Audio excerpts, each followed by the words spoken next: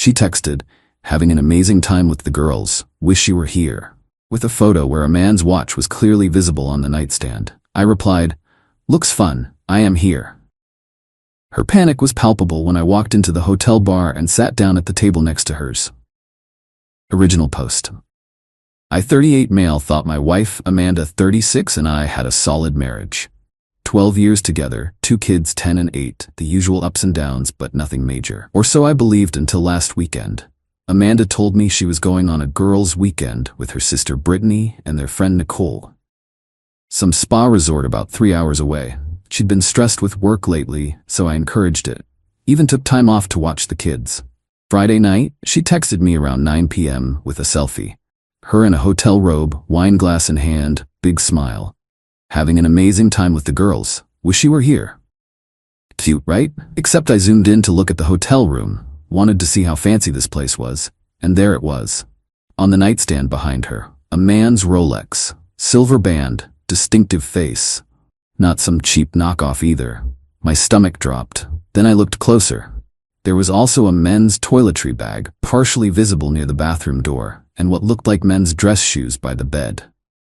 I sat there for maybe 10 minutes just staring at the photo. My kids were asleep upstairs. My wife was, what? Having an affair? The girls' weekend was a cover? But here's the thing. I'm not an idiot, and I'm not the type to rage or make accusations without proof. So I texted back, "Looks fun. I am here." She replied with question marks. I didn't respond. Instead, I called my brother Mitchell. "Hey, need you to watch the kids tomorrow. Family emergency. Everything okay?" "Will be." "Can you be here by 6 a.m.? "Sure, man." Then I did something that would later prove brilliant. I checked Amanda's iPad. She'd left it at home, still logged into her email. Found the hotel confirmation. The Grandview Resort. Checked in under her name. 1 room. 1 guest. Interesting. Checked her credit card app. We have each other's passwords for emergencies. No charges at the resort beyond the room. But there was a charge at a high-end steakhouse near the hotel. $287. That's not a girls' dinner. That's a romantic dinner for 2. Saturday morning, Mitchell arrived. Told the kids Uncle Mitch was taking them to the arcade and movies. They were thrilled. I drove 3 hours to the Grandview Resort. Walked into the lobby at 11 a.m. The place was gorgeous, also very public, very visible. The hotel bar was right off the lobby, open concept. I could see straight through to the restaurant area. And there she was, Amanda, having brunch with her boss, Richard. Update 1, Richard, her 44-year-old supposedly happily married boss who she'd always described as professional but distant. The one she'd said was kind of cold, honestly. The one whose marriage she'd called rock solid. They're like the perfect couple. They were sitting at a corner table, leaning into each other, laughing. His hand was on hers. She was wearing a dress I'd never seen before. Red, expensive looking, definitely not spa weekend attire. I walked into the bar, calm as could be, ordered a coffee at the bar, then turned and walked to the table directly next to theirs. Sat down facing them. Amanda saw me mid-laugh. The color drained from her face. Actually drained. She went white, then red, then white again. "Ryan?" Her voice came out as a squeak. "Hey, honey," I said pleasantly. "Decided to surprise you." "Hi, Richard." Richard looked like he'd been hit by a truck. He pulled his hand back from Amanda's so fast he knocked over his mimosa. "Ryan, This isn't," Amanda started. "Brittany and Nicole running late?" I asked, looking around. "Don't see them anywhere." They had to cancel last minute," she stammered. "Oh, when?" "Thursday night." Weird, because you texted me yesterday about having an amazing time with the girls, even sent a photo from your room." Richard stood up. "I should go." "Sit down, Dick," I said, still pleasant. "We're all adults here." He sat. The man actually sat. "So," I continued, "how long has this been going on?" "Ryan, please, let's talk privately," Amanda pleaded. "No, you brought him to a public place. Let's keep it public. How long?" Richard cleared his throat. 6 months. Amanda shot him a look that could have melted steel. "Richard, 6 months," I repeated. "Wow, that's a lot of girls' nights and late work meetings." The waiter approached. "Can I get you anything, sir?" "Just the coffee, thanks. These two are together. I'm solo." The waiter looked confused but walked away. "Ryan, I can explain," Amanda started. Can you? Can you explain why you've been lying to me and our children for 6 months?" Can you explain why you're here with your married boss when you're supposed to be with your sister? It's complicated. It's really not. You're having an affair. You lied about where you were going. You sent me a picture with his watch visible in it. Not complicated at all. You came here to spy on me? She was trying for indignant. No, I came here because my wife sent me a selfie with another man's Rolex in it. There's a difference. Richard's face went even paler. He looked at his wrist, empty. The watch was in the photo? Yep, thanks for that, Dick. Don't call me Dick. Richard, Dick, whatever. You're sleeping with my wife. I'll call you whatever I want. Update 2. Amanda tried to salvage the situation. Ryan, please, the kids don't need to know about this. We can work it out quietly. The kids already know Daddy had to leave for an emergency. They're with Mitchell. You left our children to come here and make a scene? I'm not making a scene, I'm having coffee. You're the one who lied about a girls' weekend to spend time with Dick here. Stop calling me Dick. Richard, does your wife know you're here?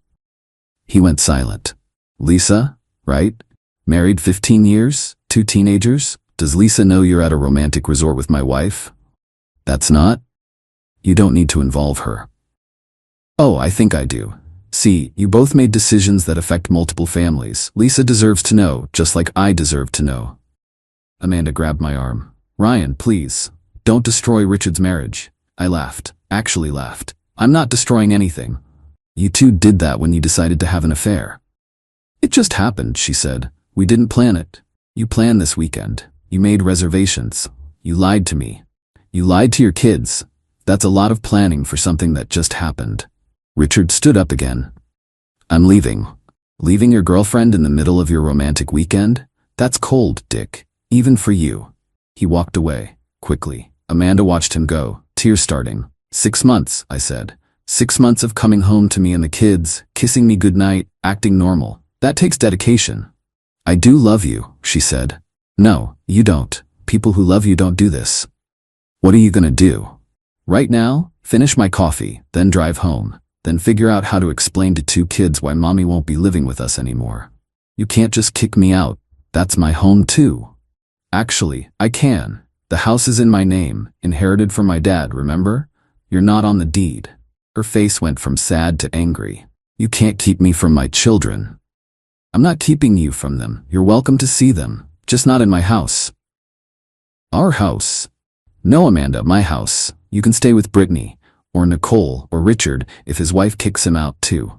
I pulled out my phone, found Lisa's Facebook. Wasn't hard. Richard had her plastered all over his profile, happy family photos from last month. What are you doing? Amanda asked, panicked. Sending Lisa a message. She deserves to know. Ryan, don't. His kids, his family? Should have thought about that 6 months ago. I typed, Hi Lisa, you don't know me, but your husband Richard is having an affair with my wife Amanda. They're currently at the Grandview Resort together. I have photos if you need proof. I'm sorry to tell you this way, but you deserve to know. Ryan Morrison. Attached the photo Amanda sent me with the watch visible. Hit send. Amanda was crying now. Real tears. You've ruined everything. No, honey. You did that. I'm just dealing with the aftermath. Update 3. The drive home was surreal. 3 hours to think about 12 years of marriage ending because of a Rolex in a photo. Amanda had blown up my phone with texts ranging from apologetic to angry to threatening. You're overreacting. We can get counseling. I'll take you for everything in the divorce. Please don't tell the kids. You're destroying our family. I'm calling a lawyer. That last one made me laugh. With what money? I'd been the primary earner for our entire marriage. She worked part-time as an office manager at Richard's company, naturally. Made maybe $35 a year. Got home around 3 p.m. Mitchell took one look at my face and knew. That bad? Found her with her boss. Richard, the cold, distant one? Apparently not that distant. He took the kids to his place for the night. Told them Mom and Dad needed to sort some grown-up stuff out. They weren't happy, but Uncle Mitchell's promise of pizza and video games helped. Amanda came home around 6 p.m., walked in like nothing happened, then saw the suitcases in the living room. What's this? Your stuff. Essentials for now. You can schedule a time to get the rest. You can't be serious. Dead serious. The house is mine.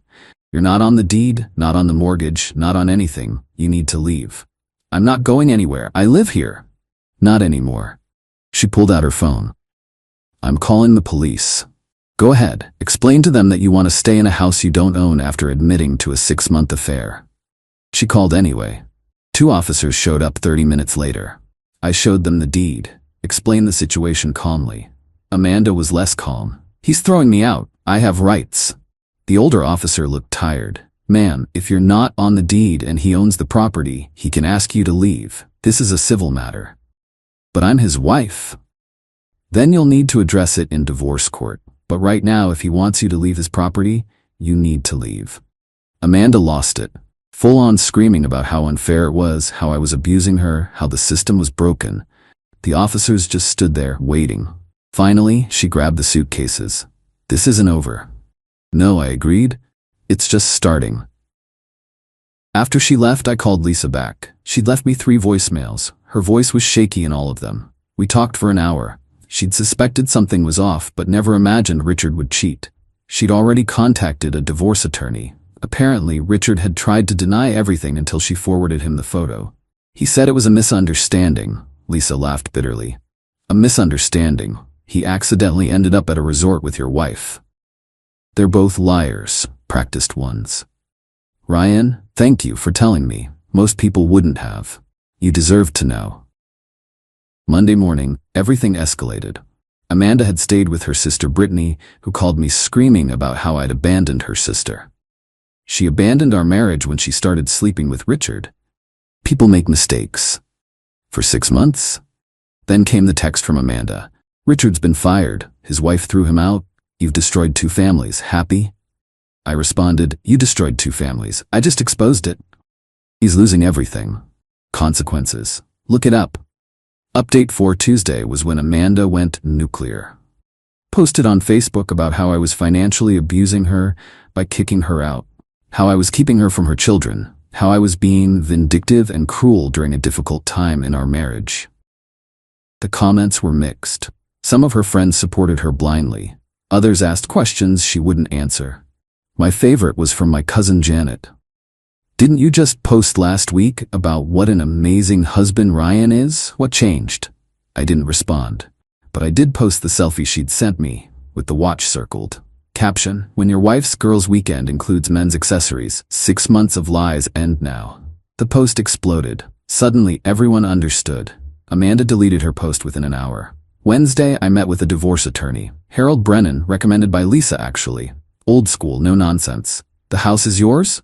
Inherited. She's not on anything. Good. Kids? 50-50 custody ideally. I'm not trying to keep her from them. Generous, considering.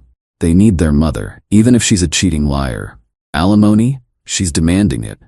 Harold laughed. Based on what? She destroyed the marriage with adultery. She works. She's capable of supporting herself. Judge won't be sympathetic. She says she'll go after my retirement, savings, everything. She can try. Won't get far. Document everything, every text, every email. The affair kills most of her leverage. Thursday, Richard showed up at my office. Security called me down. 5 minutes, he said. You've got 2. Amanda says you won't let her see the kids. That's a lie. She can see them. Just not at my house. She hasn't even tried to arrange anything. This is destroying her. You mean consequences are destroying her? There's a difference. I lost my job. My wife, my kids won't talk to me. And you could have handled this privately, like you handled your affair privately for 6 months. We fell in love. You fell in lust. Now you're facing reality. Amanda's not that attractive when she doesn't have a husband paying for everything, is she? His face told me everything. He'd already figured out that Amanda expected him to maintain her lifestyle. Without his executive salary, that wasn't happening. She wants to move in with me, he admitted. I'm living in a studio apartment. I can't afford. I lost everything. Not my problem, Dick. He left, but that conversation told me everything about where this was heading. Update 5 Friday morning, Amanda called. First time we'd actually talked since the hotel. The kids want to know where I am. Tell them the truth. You chose to leave. I didn't choose anything. You threw me out. You chose Richard for 6 months. That choice has consequences. I want to see them. Fine. Saturday, 10 a.m. Public place. McDonald's on 3rd Street. McDonald's? Really? You want somewhere fancier, you pay for it. I can't afford. Richard's not working. I'm not working. You're not working? What happened to your job? Silence. Amanda? They let me go. Said it was a conflict of interest. Of course, she'd been sleeping with the boss. Company probably couldn't fire him without firing her too. Liability issues. So get another job. With what reference? I worked there 8 years. Should have thought about that before sleeping with your boss. You're enjoying this. No, I'm not. Our kids are confused and hurt. 12 years of marriage are gone. Nothing enjoyable about it. Then why are you being so cruel? Cruel? I'm being practical. You made choices. These are the results. Saturday at McDonald's was rough. The kids were happy to see her but confused. Why can't you come home, Mom? Our daughter Emily asked. It's complicated, sweetie. Dad says you needed to live somewhere else for a while, our son James added. Your father and I are working through some things. I sat at a different table, letting them talk, but I could see Amanda struggling. She looked tired, defeated. The kids noticed too. Are you okay, Mom? James asked. You look sad. I'm fine, baby, just tired. After an hour, she hugged them goodbye. Emily clung to her. When are you coming home? I don't know, sweetie. As we were leaving, Amanda pulled me aside. Richard and I are done. That was fast. He blames me for ruining his life, says if I hadn't sent that photo. The photo didn't ruin anything, the affair did. I know, she actually looked defeated. I know. What do you want, Amanda? I want to come home. That's not happening. I made a mistake. 6 months of mistakes, calculated lies, planned deception. I was confused. Richard made me feel special. And now? Now I realize what I threw away.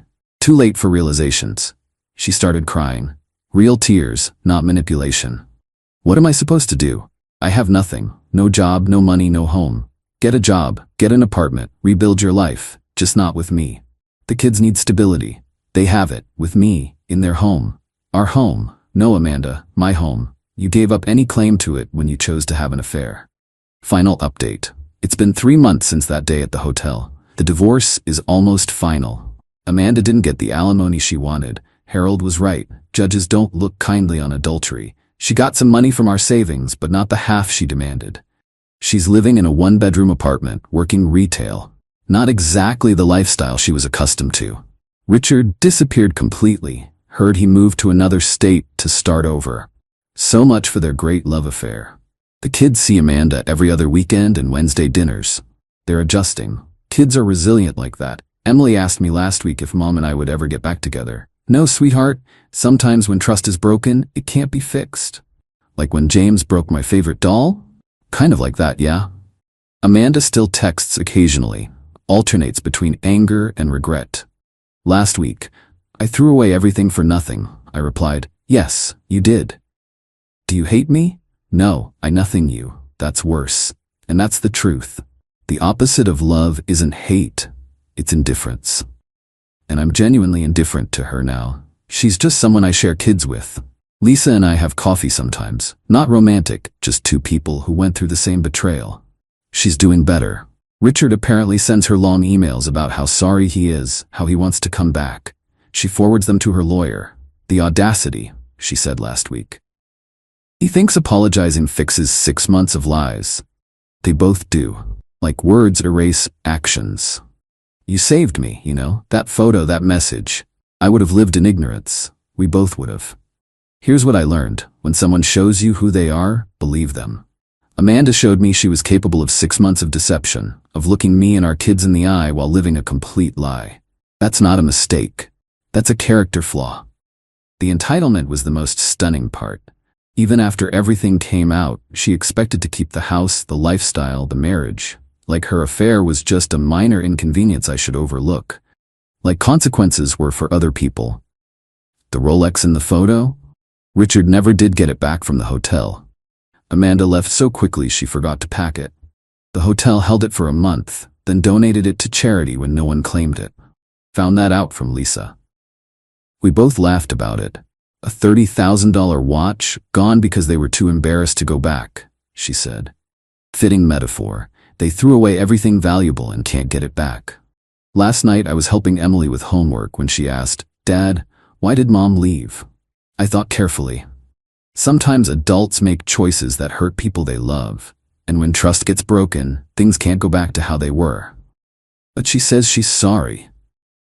Being sorry doesn't always fix things, sweetheart. That's sad. Yeah, it is. And it is sad. 12 years, 2 kids, a life built together, all destroyed for hotel weekends and stolen moments. Amanda lost everything. Her marriage, her home, her comfortable life, her reputation. Richard lost his career, his family, his future. 2 families destroyed because 2 people thought they were entitled to have an affair without consequences. But actions have consequences, always. Even if you think you're being careful. Even if you think you won't get caught. Sometimes all it takes is a watch and a photo to bring it all crashing down.